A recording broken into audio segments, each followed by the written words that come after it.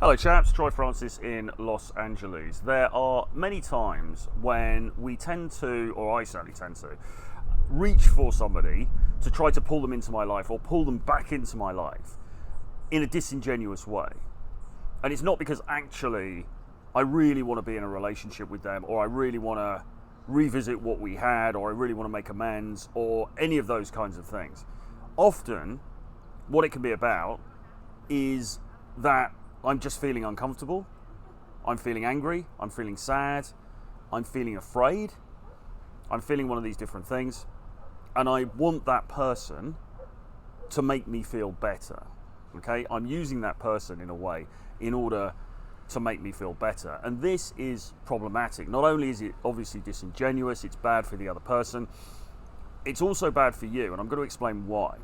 The reason it's bad for you is because it can get you into situations that you don't necessarily want to be in, all right? Now, have you ever been in the situation where you've had a girlfriend or an ex-girlfriend, you guys are split up, and maybe the decision was yours to split up, okay? You know, you knew the relationship wasn't going anywhere, you weren't comfortable with her anymore, etc., whatever. So the relationship came to an end.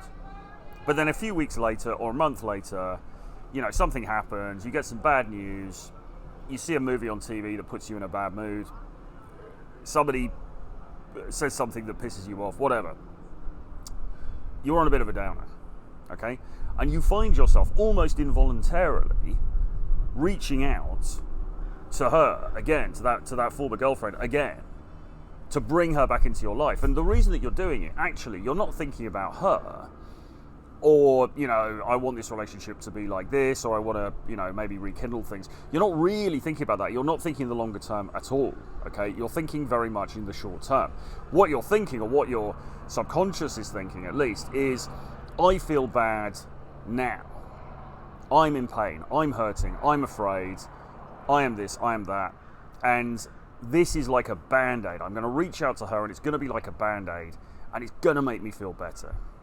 It's exactly the same impulse that causes people to reach out to pick up a drink, or to pick up a drug, or to pick up some other kind of damaging, addictive behavior, all right? And this stuff absolutely fascinates me. It fascinates me because it's been a hallmark of my life, really for all of my life, and the way that I react to things is often very driven by precisely this impulse.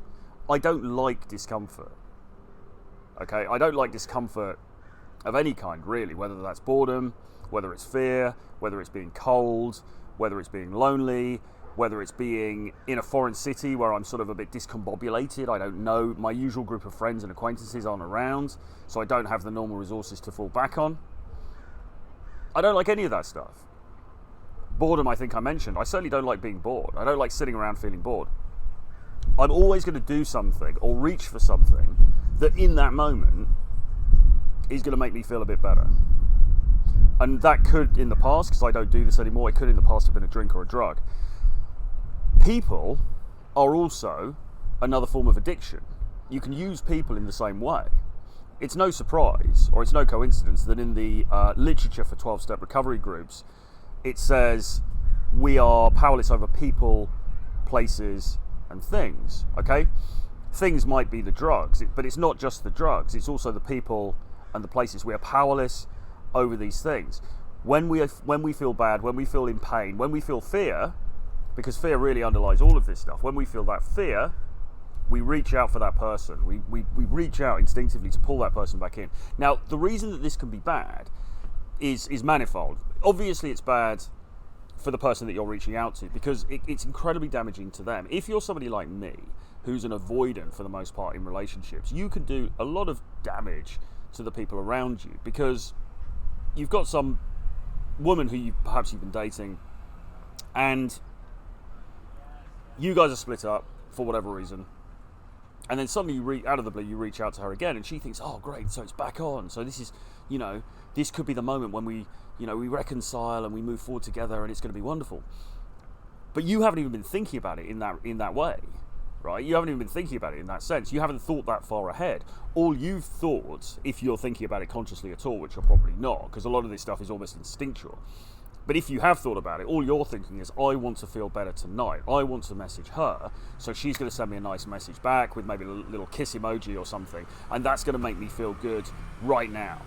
All right? You're not thinking, okay, but when I go back home and I see her, do I really want to be in a relationship with her? Do I really want this to carry on for the next 6 months, or for us to, pick up where we left off or whatever? The truth is you probably don't. The truth is that you probably don't, but you're just very, very bad at sitting with yourself and putting up with or absorbing, let's say, short-term discomfort, because a lot of these things, the discomfort is short-term, if that makes sense. So I come to Los Angeles, I have jet lag, I feel a bit lonely, I feel a bit like, what the hell am I doing here, whatever. I feel negative feelings, okay? And then I want something, anything, but it might be a person, it could be a cigarette, it could be a shisha, it could be food, whatever. I want something to make me feel better. But the condition that I'm trying to cure, the thing that I'm trying to solve, being in Los Angeles for a few days, is finite. It's not going to last. It's going to last for a few days, and then I move and I go somewhere else, or it's going to get better on its own. That's the other thing. A lot of these things, we might feel discomfort in a situation momentarily, and then just by itself it gets better. We're like, oh, actually this is pretty cool. Like, there's some really cool shops down there. There's a beach. This is like amazing. This is great. Just naturally we start to feel better.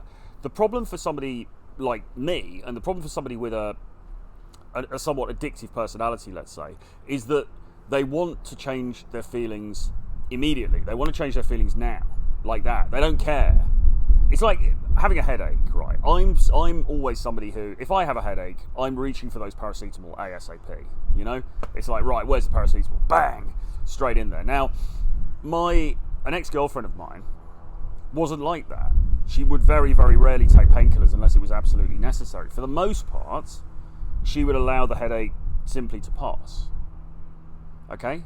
And that really is I'm not saying if you have a headache don't take medication, but the thing is, it signals the difference between our two viewpoints of or the way that we operate in the world.